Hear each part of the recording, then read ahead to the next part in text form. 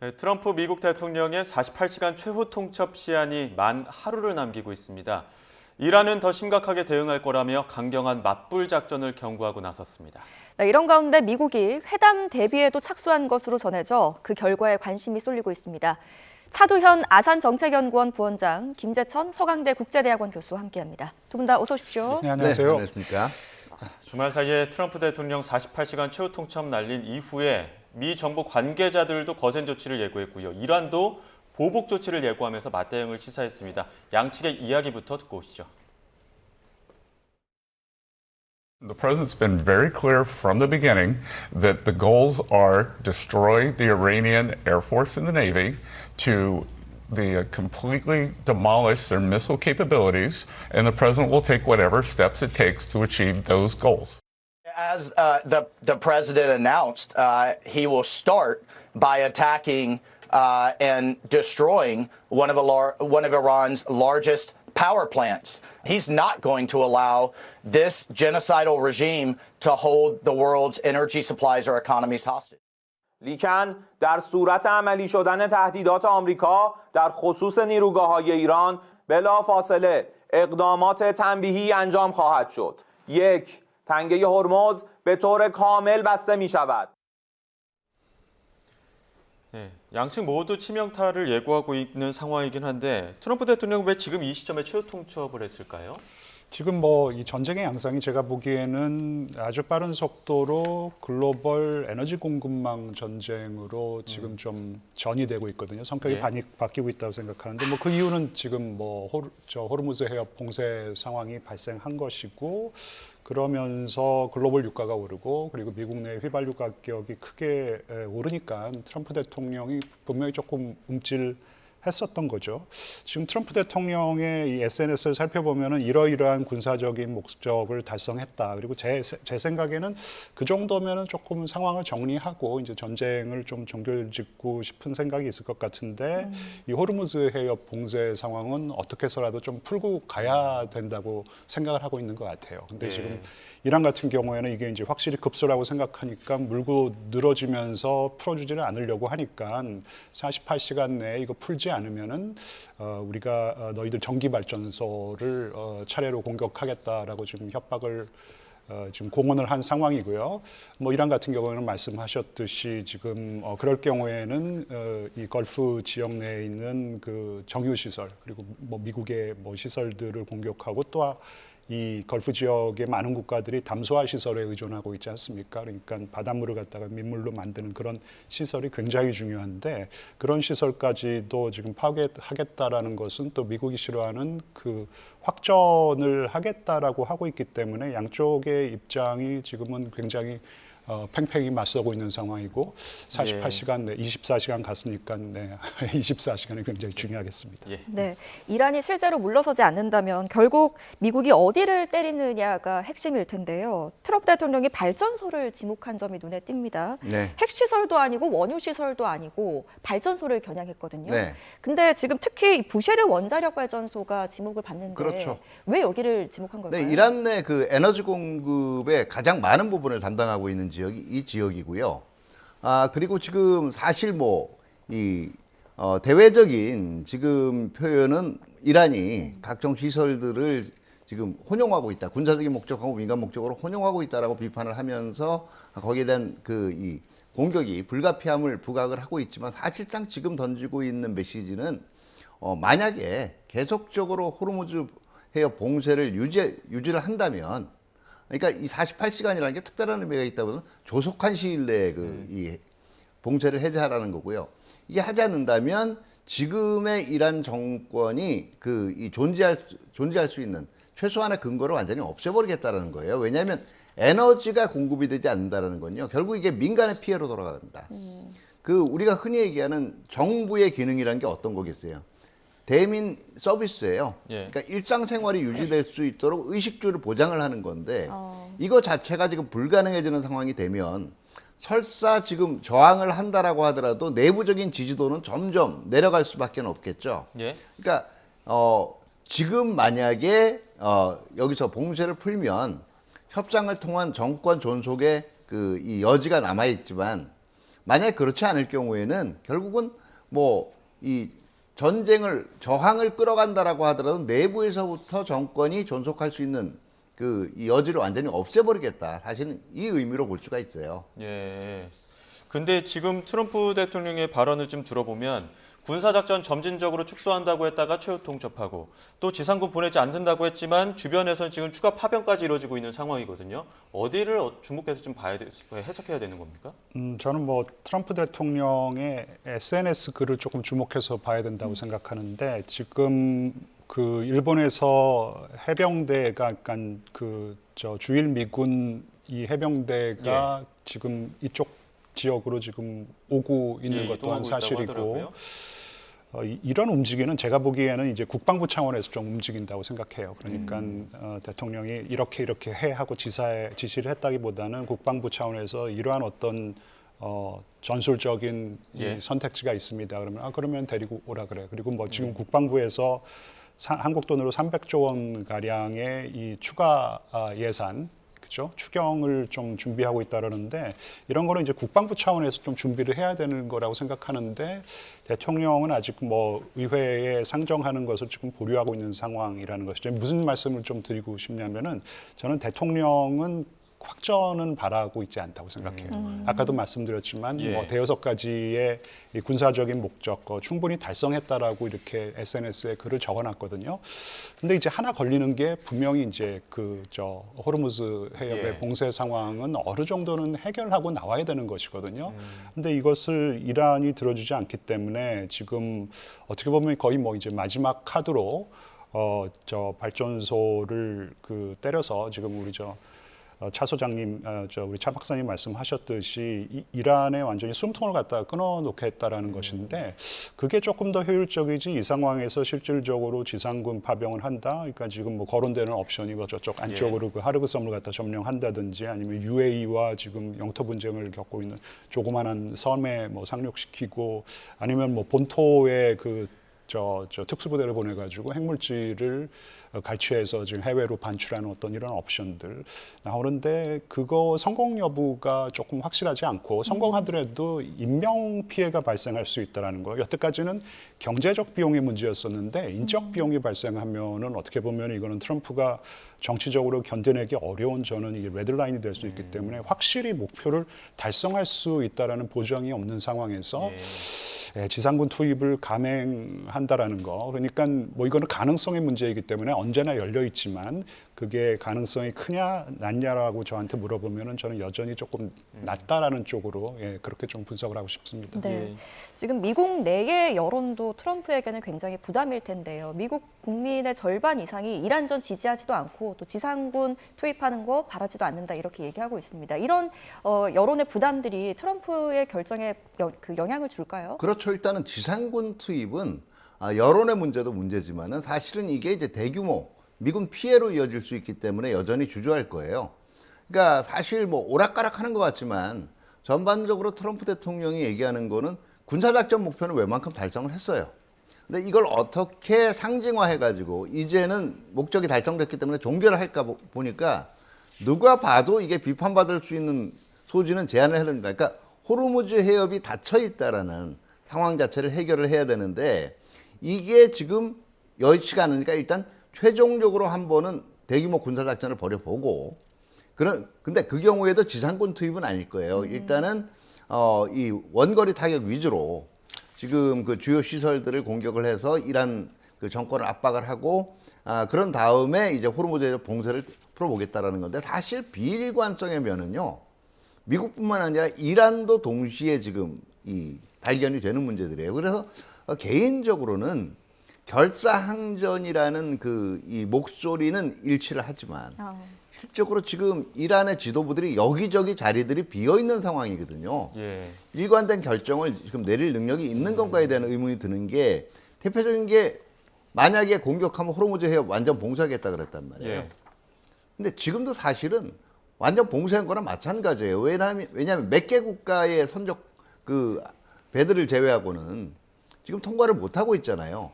그럼 완전 봉쇄하겠다는 게 어떤 의미인지, 그러니까 중국하고 인도 쪽으로 가는 배들도 지금 막겠다는 얘기인지, 아니면 이제는 직접 민간 선박을 공격하겠다는 얘기인지 이거 자체가 불분명하고요.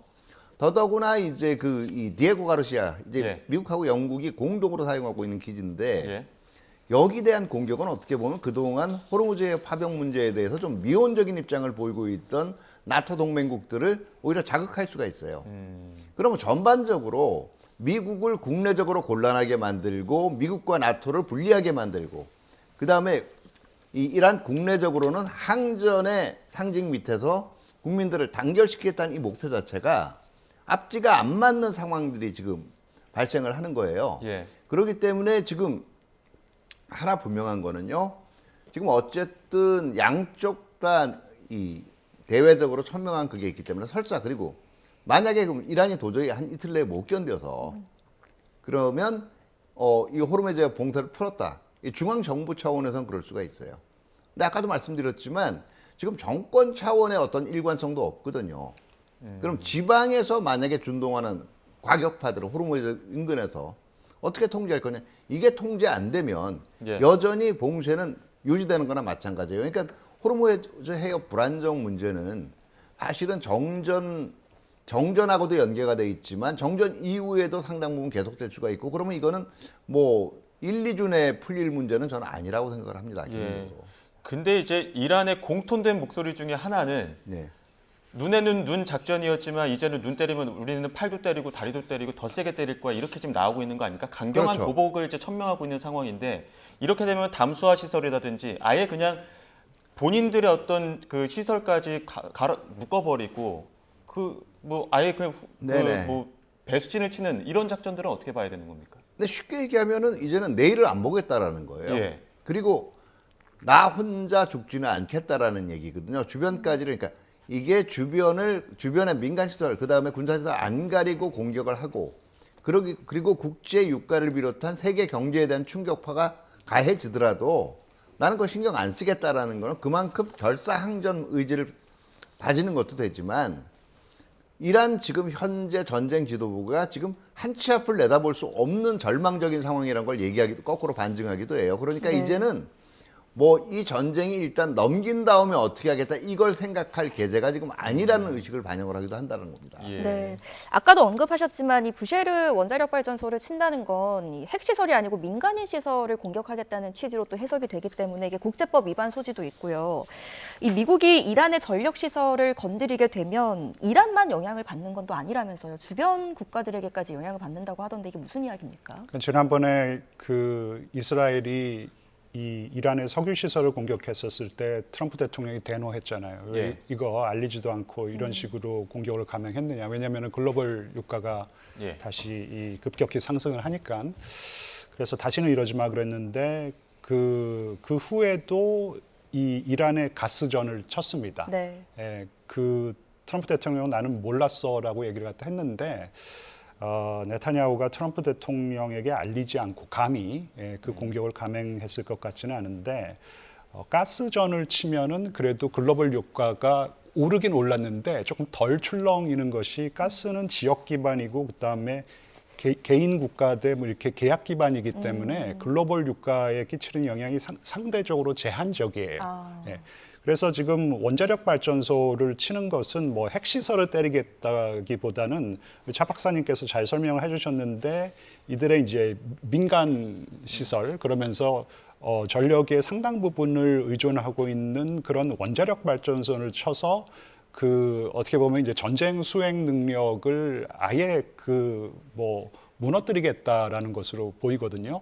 하지만 유가는 조금 출렁거리기는 하죠. 예, 출렁거리기는 하고 이런 식으로 공격이 진행이 된다면은 이란은 아까도 말씀드렸지만 이게 트럼프 대통령의 아킬레스건이라는 것을 알기 때문에 걸프 지역에 있는 그 정유 시설을 더 파괴하는 어떤 그런 반격을 감행할 것이고 그리고 이제 담수화 시설을 공격한다라는 것은 미국이 실질적으로는 원하지 않는 확전으로 가겠다라는 것이니까 지금 당연히 이란의 신정 체제는 뭐 목숨 걸고 싸우는 거 아닙니까? 이게 죽기 아니면은 살기인데 미국은 이게 전쟁이 이 정도까지 진행이 되면은 군사력의 문제가 아니라 정치적인 비용 문제가 되는 것이거든요. 경제적 비용이고 이제는 인적 비용이 좀 발생할 수 있는 단계까지 왔기 때문에 그런 상황이고 그렇기 때문에 이란은 끝까지 조금 미국의 급소를 물고 늘어지는 어떤 그런 군사적인 대응을 계속 해가지 않을까 생각합니다. 앞서 차 박사님 말씀하셨지만 그 디에고 가르시아, 그 이란이 영국, 미국 공동기지 있는 곳으로 4,000km 정도 공격 범위 있는 데에다가 탄도미사일 발사했거든요. 물론 실패하긴 했지만 기존의 이란의 역량을 뛰어넘는 미사일 발사, 그리고 영국과 미국의 공동기지라는 점에서 동맹이 균열을 만들 것인지 아니면 나토 국가를 자극할 것인지 이런 부분에 대한 변수도 있을 것 같은데요. 다 가능하다고 생각하는데 일단 우리 죽지 않았어. 그리고 지금 너희들이 우리 저 미사일 발사대 많이 부수고 그리고 저장고도 때려가지고 특히 이제 중장거리 탄도일 미사일은 재고가 바닥났다라고 생각하는데 그래도 이렇게 멀리 날아갈 수 있는 중장거리 탄도 미사일은 있어. 이제 이런 거를 조금 보여주고 싶어 했던 것 같아요. 그리고 어떻게 보면은 좀 유럽 동맹들에게 대한 경고? 그래, 영국 너희들 보면 여태까지 좀 선을 지켜왔는데 지금 보니까 나토 플러스 이제 일본 이 7개 국가 이 공동성명이 나오고 22개국 공동성명이 나오는 거 보니까 거기까지 해. 이제 이런 좀 경고성도 있는 것 같아요. 이제 동시에 이란 내에서 굳이 지금 이런 미사일 발사를 진행할 필요가 있었느냐 이제 이런 회의론도 좀 나오는 것 같고 그리고 또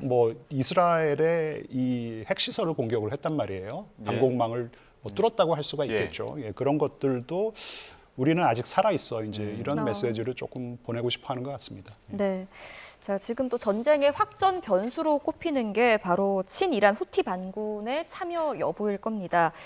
후티 반군이 우리도 참전할 수 있다는 이런 입장을 이제 공식적으로 처음 냈는데 이게 홍해까지 확전이 되는 거 아니냐? 이게 홍해라는 해협이 이제 봉쇄가 되면 국제 유가는 무서울 만큼 더 치솟을 것 같은데 어떻게 전망하세요? 네, 그러니까 지금 후티 반군 같은 경우에도 참전할 수밖에 없을 거예요. 왜냐하면 지금 사실은 이란에 있는 전쟁 지도부가 무너지게 되면 후티 반군뿐만 아니라 헤즈볼라 자체도 자신들의 자금이나 무기 공급원이 완전히 끊기게 됩니다.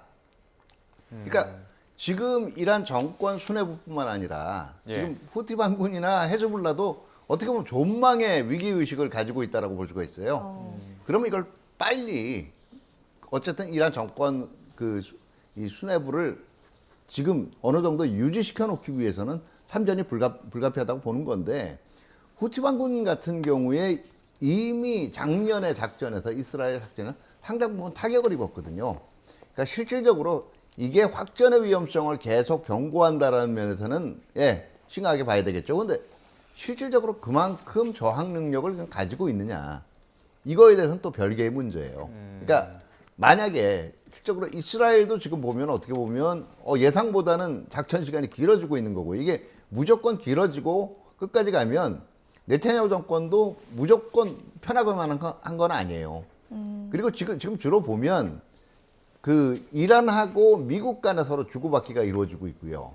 그 다음에 이 와중에 지금 이스라엘은 레바논하고 이제 지금 그 주변에 있는 이란 무장 세력들을 그러면 결과적으로 후티 반군하고 이스라엘 간에도 본격적인 이제 교전들이 시작이 될 텐데 그동안은 아무래도 중동 전반적으로 정세의 안정화라는 측면에서 눈치를 본 측면이 있었단 말이에요. 그러면 이제 실적으로 이게 이루어지면 제가 볼 때 후티 반군도 적지 않은 피해를 입을 수가 있고 그렇기 때문에 이 확전 여부는 조금 더 지켜봐야 될 것 같아요. 그러니까 지금 이런 거거든요. 보통 이렇게 전쟁이 장기화될 때 계속 이 버티는 쪽에서 보여주려고 하는 상징적인 메시지가 우리는 아직 여력이 있어라는 걸 계속 보여주려고 하는 거예요. 근데 이게 실적으로 외부에서 보는 입장에서는 그래도 꾸준히 인명 피해가 전반적으로 발생을 하고 있단 말이에요. 그러면 그게 이어진다라는 보통 시각을 가지게 되는데 이게 빈도라든가 누적 사망자 수는 늘어나고 있어요. 공격에 대한 빈도라든가 사망자 수의 증가라는 면에서 오히려 저항 능력은 전반적으로 조금씩 떨어지고 있거든요. 그렇기 때문에 이게 무조건 이 미국 국내에 대해서도 사실은 잘못된 정보를 주거나 거짓말을 하는 게 아니라 군사작전상으로는 실적으로 그런 일이 벌어지고 있다라고 얘기를 하는 거예요. 근데 체감이 안 되는 거거든요. 예. 예, 그 면도 고려를 해야 될 거예요. 예, 말씀 중에 속보가 한 가지 들어와서 속보 전해드리겠습니다. 국내 정치권 속보인데요. 국민의힘이 서울시장 3인 경선으로 확정했다는 소식이 속보로 들어왔습니다. 오세훈 시장 비롯해서 박수민 의원, 윤희숙 전 의원까지 해서 3인으로 경선을 확정지었다는 소식인데요. 국민의힘 공관위는 토론회 뒤에 경선을 치러서 최종 후보를 선출할 계획이라고 밝혔습니다. 3명으로 압축했는데 경쟁으로 가장 준비된 후보를 선출하겠다 이렇게 밝혔고요. 앞서 6명이 공천을 신청을 했었습니다. 이상규 전 성북을 당협위원장, 이승현 한국무역협회 부회장, 김충환 전 의원 이 3명은 컷오프 공천 배제되면서 서울시장은 3인 경선으로 치러지게 됐다는 소식이 속보로 들어왔습니다. 현장에서 새로운 소식 들어오면 이어지는 뉴스에서 다시 한번 전해드리도록 하겠습니다.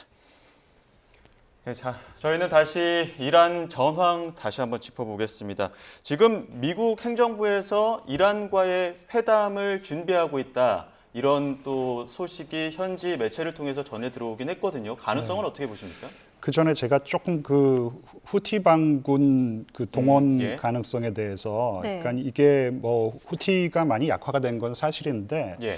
이게 판을 조금 다른 식으로 좀 키울 수가 있다라는 것이죠. 그러니까 지금 저 후티 반군이 활동하는 데는 이제 홍해인데 거기가 스웨즈 운하, 홍해 그리고 바브엘 만데브해 그리고 아덴만 인도양으로 이렇게 연결되는 거기도 굉장히 중요한 해양 수송로인데 네. 여기는 중요한 뭐 원유 수송로라고 하기보다는 그러니까 원유 수송로의 가치로만 따지면 여기가 뭐 한 10 내지 20 그러면은 이제 저쪽 호르무즈 해협 그러니까 페르시아 그 만에서 호르무즈 해협 그리고 아라비아해 인도양 이쪽으로 이렇게 흐르는 원유 수송로에 비하면 중요성은 한 10%, 한 20%밖에 안 되는데 예. 여기는 훨씬 더 중요한 교역로예요. 예. 그러니까 유럽과 아시아를 연결하는 중요한 교역로고 물론 여기를 희망봉으로 우회할 수 있는데 그러면은 정말 몇 주가 더 걸리는 것이죠. 그러니까 판을 갖다가 글로벌 이 원유 시장에서 글로벌 좀 통상 예. 그 물류 시장까지 이제 좀 키우겠다라는 것으로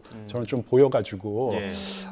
상당히 조금 뭐 흥미롭게 전개될 수 있는 뭐 소지가 있다라고 생각하고 예. 전쟁이 이렇게 지금 치열하게 전개가 된다고 하더라도 지금 제가 보니까 딱 하나는 문제가 걸리는 게 지금 호르무즈 해협 봉쇄예요. 미국 쪽에서는 이걸 반드시 풀어야 되고 이걸 풀어주면은 뭐 사실 이란은 더 이상 뭐 지렛대가 없다고 볼 수 있거든요. 네. 예. 그렇기 때문에 이런 어떤 교착 상태에서 물밑에서는 나름대로 좀 서로의 생각을 알아보려는 움직임은 분명히 있는 것 같아요. 근데 지금 양쪽에서 공식적으로 얘기하는 것은 미국 쪽에서 뭐 특사 보냈는데 우리는 그냥 돌려보냈어. 우리는 예. 관심 전혀 없어.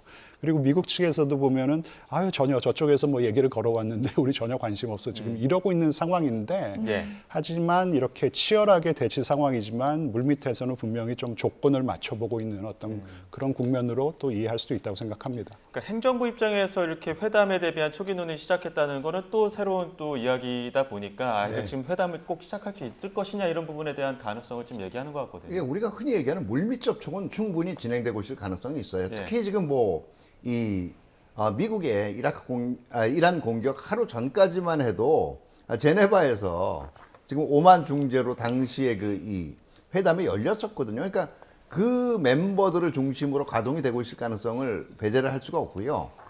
뭐 그동안 미국 측에서는 이 이란과의 협상에 참여해왔던 인사들을 중심으로 그 다음에 이란 같은 경우에도 뭐 지금 상당 부분 그 흔히 얘기하는 전쟁 지도부 중에서 원래 이 협상 쪽에 얘기하는 온건파들이 뭐 이미 사라졌다라고 얘기를 하는데 이게 실질적으로 이분들이 사라진 사람들이 그 전쟁 과정에서 어떤 역할을 했는지는 다 추정에 불과한 거기 때문에 사실 여기서 강경파, 온건파를 구분하기도 뭐 마땅치가 않고요.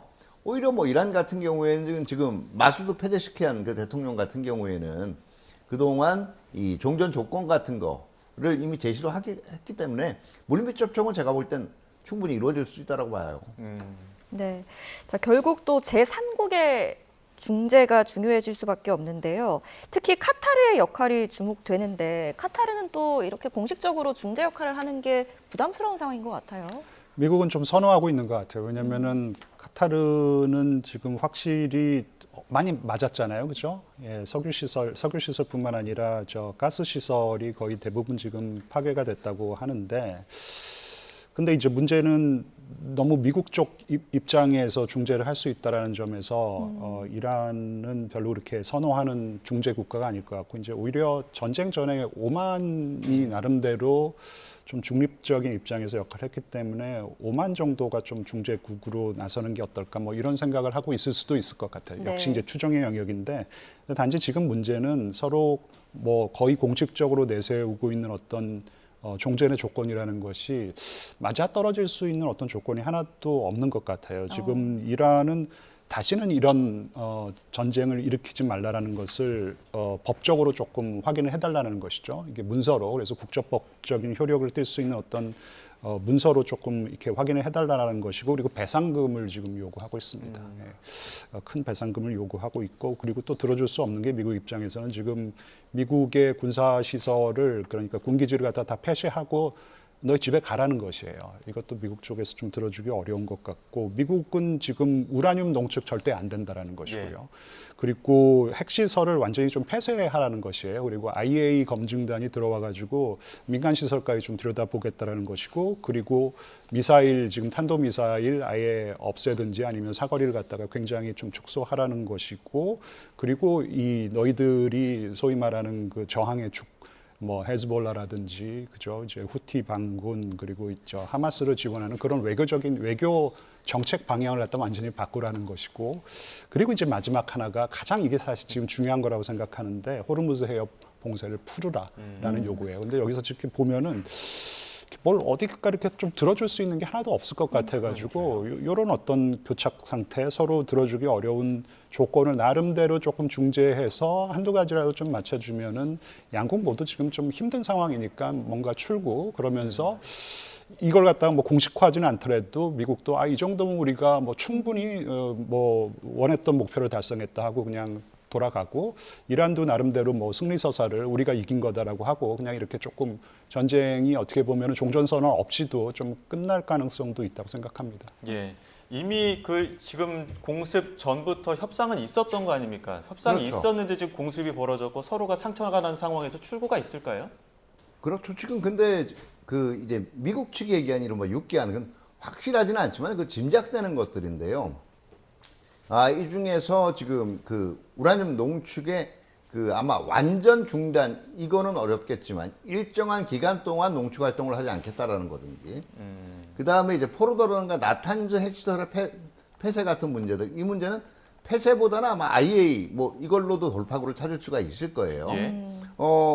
그리고 이제 새로 들어간 부분이 미사일 생산 부분이죠. 예. 이 부분도 사거리 제한이라든가 아니면 총 보유 기수의 제한 같은 문제로 합의를 찾을 수도 있을 거고, 지금 오히려 이제 지금 이란 측이 요구한 거에서 가장 이제 걸리는 게 바로 배상금이에요.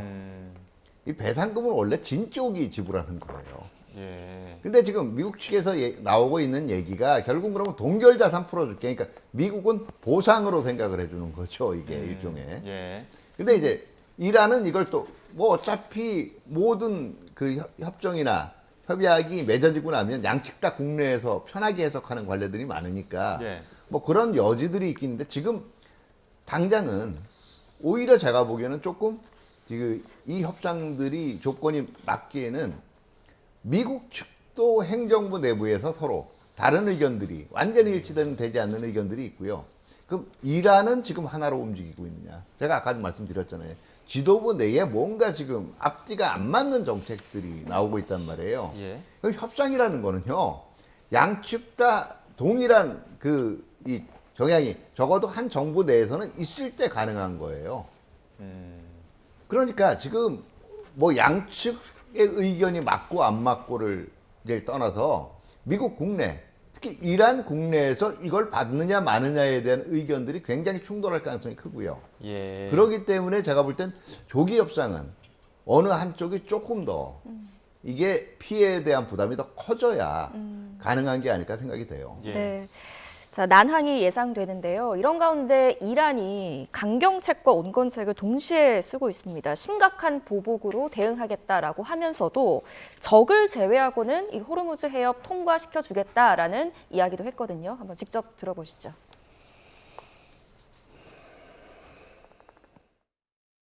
Well, as a matter of fact, the Strait of Hormuz is open. It is only closed to the tankers and ships belong to our enemies, to those who are attacking us and their allies. Others are free to pass. 어찌 보면 갈라치기 전략 쓰고 있는 건데 어떻게 보십니까? 효과적일까요? 일단 그 조건에 대해서 조금만 좀 네네. 첨언을 하자면은 이런 얘기를 들었어요. 그러니까 뭘 전쟁에 대한 배상금을 물어주기는 좀 어려운 상황이고 미국이. 근데 지난번 미국의 폭격으로 이 여학생들이 180명 가량 희생이 됐잖아요. 거기에 대한 좀 위로금 형식은 좀 줄 수 있다라는 것이고.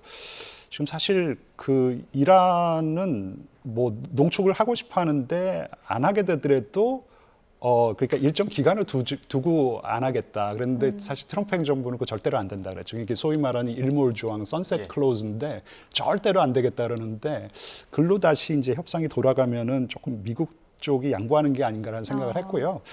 그리고 죄송합니다. 호르무즈 해협 봉쇄를 48시간 이내에 해제하지 않으면은 이제 발전소를 공격하기 시작하겠다고 했는데 거기에 대한 이제 조금 외교적인 대응이었다고 저는 생각을 갖다 해요. 그러니까 사실 우리가 전면적으로 봉쇄한 적 한 번도 없어.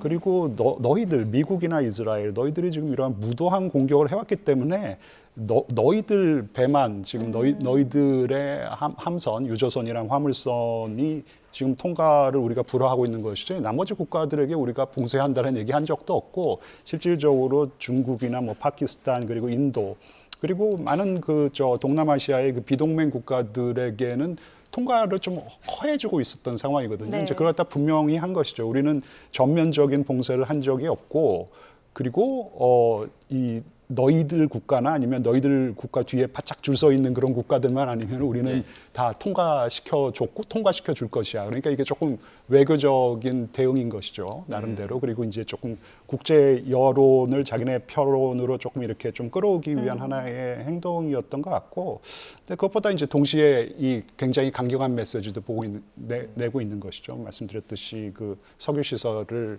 부수기 시작하고 뭐 민간 시설을 부수겠다라는 것은 지금 미국이 싫어하는 이스라엘은 좀 모르겠습니다. 하지만 이 전쟁을 확전 양상으로 좀 끌고 가겠다라는 것이고 글로벌 유가를 끌어올리는 것은 우리는 괜찮다. 너희들이 더 아플 것이지. 뭐 이제 이런 조금 양면책을 쓰고 있는 게 아닌가 생각합니다. 네. 근데 저거 자체가 제가 볼 때는 앞뒤가 안 맞는다는 거예요. 그러니까 실적으로 뭐냐면 지금 그동안 호르무즈 해협에서 개별 협상을 하든지 해서 통과시켜준 국가들은 사실상 지금 미국 이란 전쟁에서 중립적 입장을 표명하고 있거나 아니면 심정적으로 사실 이란을 지원하는 국가들이에요. 근데 결국 전면 봉쇄로 들어가면 흔히 표현하는 미국과 그 동맹국들은 달라지는 게 없어요. 막히는 거예요, 계속. 근데 어떻게 보면 자기한테 우호적일 수 있는 세력들에까지 지금 봉쇄가 들어가는 거거든요. 물론 그게 국제 유가에 미치는 악영향은 굉장히 클 겁니다. 근데 던지는 메시지 자체가 지금 외교적인 쪽에서 그러니까 의도된 걸 수도 있고요. 치밀하게 강호를 나눠서 하는 걸 수도 있고 아니면 저거 자체가 지금 이란 전쟁 지도부 내에서도 지금 일치된 의견이 나오지 않고 있다라는 반증일 수도 있다라는 얘기예요. 이렇게 자꾸 혼란스러운 목소리도 나오는 상황에서 지금 최후 통첩의 기한은 점점 더 다가오고 있기 때문에 현장에서 또 어떤 변수가 또 생길지 한번 좀 끝까지 지켜봐야 될 것 같습니다. 두 분 이야기는 여기서 마무리하도록 하겠습니다. 차두현 아산정책연구원 부원장, 김재천 서강대 국제대학원 교수 두 분과 함께했습니다. 고맙습니다. 네, 감사합니다. 감사합니다.